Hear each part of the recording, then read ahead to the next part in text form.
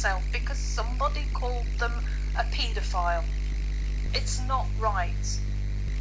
And it would cost thousands. It would. I mean, it is wrong. It is so wrong that anybody under the law at the moment, you can say whatever you want all over the world on the internet about someone, and there's nothing they can do in the eyes of the law until it gets put on printed paper.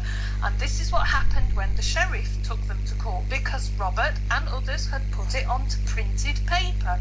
Now, the law is antiquated. It deals with newsprint. It needs to take into account that we are living in a digital age now, and a handout, a leaflet, a letter only gets distributed amongst the people that it's physically given to, whereas you put one thing on the internet, it's all over the world and there's nothing you can do about it. So 22 people have been publicly named on the internet, and the only way at the moment, as the law stands, that they can clear their names is for them to go out of pocket and take Anne to court. Now, it's okay saying, well, if you're innocent, you'll win your case. But, I mean, let's take Robert Green, for example. The sheriff, who was totally innocent, he didn't even live in Aberdeen when the accusations were being made. He didn't even work there when he was supposed to have. He took an injunction, cost about, I think was it about £7,000? Yeah, yes. Yeah, about £7,000. And the costs were rewarded against Robert Green. Robert Green is supposed to pay this. He still hasn't. Yeah, so, and Anne, how are you going to get this money out of Anne? How are you going to get it out of Robert?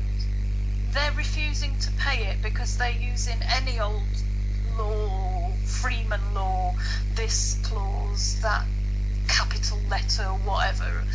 That's how they're viewing it. They're trying every tactic they can to not pay this money that they are liable for. So why should Wynne and Sylvia be out of pocket to prove their own innocence when only, a few handful of people with enough time and inclination to do so, I guess you should say, to prove whether they are lying or telling the truth? We have proven time and time again that Anne has lied. Robert has helped cover this up. And people, they're either going to consider it or they're not going to believe you because you're a paedophile or you're a supporter of a paedophile or you're a shill or a government plant or whatever they want to call you, because the truth doesn't interest them. What is provable doesn't interest them. They're more interested in slugging off Sylvia because she happened to be sitting a couple of pieces behind a bench where she was actually sitting first. So, I mean, if you want to turn that argument on its head, Hollie and Anne sat in front of her. Whereas they're more concerned with whether someone used a fake name on the internet. Doesn't matter that that person might actually be telling them the truth. They would rather hear lies from a person with a real name than truth from someone with a fake name. Yeah, that's right. Well, it comes back to people wanting to believe in conspiracies, doesn't it, I think? Well, this is it. They want to believe Hollie was raped by a masked gang and the Scottish government, police, autopsy, everything covered it all up. I would have killed her if that had happened, I would say. Yeah, Well, absolutely. You know what? This has always been my logic, and I will say this within the truth movement is, we have experienced ourselves a lot of difficulty, and I can honestly tell you, Freedom Central is 100% unco-opted. There are lots of people that we have found are very co-opted within this movement, having experienced it for ourselves, and we do know that they make life very difficult for those of us who aren't controllable. So I know that yes, they will take you out if you know too much. They sacrifice people all the time, in rituals. There are people who do it, not saying it is the Scottish government. I'm saying it's not. I'm saying there is evidence. Absolutely, I've got witness testimony of these people who engage in this sort of practice. So yes, of course, there's all the stuff that can fuel it from different angles, but some people then might paint it into a picture that it particularly is not. Well, this is it, Mel, that if it is really going on, then surely it is best to get the absolute definitive proof that it's going on instead of making up and believing lies. You know, if there's satanic abuse going on in my country, I want to know about it. Yeah. If there's you know, I want to know the real truth, and that is, you know, the Hollie Greig case has cast aspersions on people who are proclaiming the truth, that they know the truth.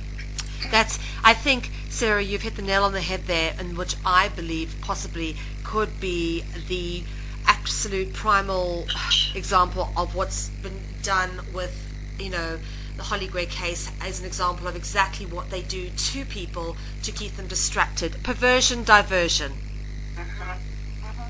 Yeah. Yeah, how many people, kids that are actually being abused or actually having a really bad time, and they've not got donate buttons, they've not got people running campaigns for them. You know, this has been a massive, massive distraction. Yeah. No, honestly, you know, we can tell you that ourselves, that you know, we've suffered because we know there are people who distract with false information, who are getting loads of donations, and yet there's so many people we could speak to if we could travel to them and interview, but we don't have the resources to do it because there are other people taking up resources that should be going to, you know, the people who are donating. This is where what frustrates me. The people who are donating genuinely think they're doing a good thing, but all they're doing is fueling the demon they think they're fighting. Correct. Yes. Yes, that's a good point. Yeah, absolutely true. Absolutely true. So Mel, what do you think as a truth advocate, what do you think can be done so there can be discussion about it without people getting sidetracked? Well, I'll tell you what I am going to do. First thing, I mean, what I can do from within my own power is what I look at first. Because obviously, you know, you approached me and, you know, I looked at this with all fairness and honesty and decided to give you a platform to say this. So what I'm going to do is approach the various people that you've mentioned. I'll be emailing them this clip and asking them for a response and sending them an invitation to come and appear on the show. Absolutely. Could I invite some of them myself? Absolutely. Sarah, I'll send it to you. Please invite them, and we can have an open discussion between all of us on the show, and we can have an open forum. Everybody have their say, and people can put their points across. If Ian McFerrin came on, or Brian Garish, or Belinda McKenzie, I would welcome to have a chat with them in all friendliness and discuss the whole thing openly. I would really enjoy that. Okay. Yep. Yeah.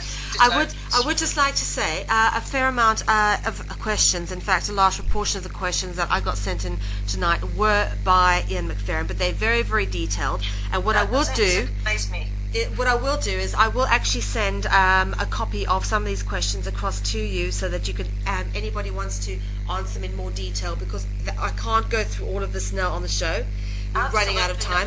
Because there's too much information, and the website Hollie Greig Cover Up is an excellent source of information for anybody independently wanting to research it themselves. But I would welcome answering any of Ian McFerrin's questions anytime. Now, he blocked me a long time ago on Facebook, so he can't even see anything that I'm saying. But you know, I'm open to talking to him anytime. Okay.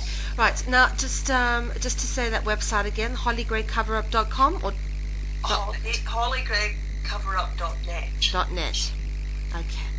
holliegreigcoverup.net. We will put that on the title. Okay. So now going back to the two ladies, Wynne and Sylvia. Let's talk about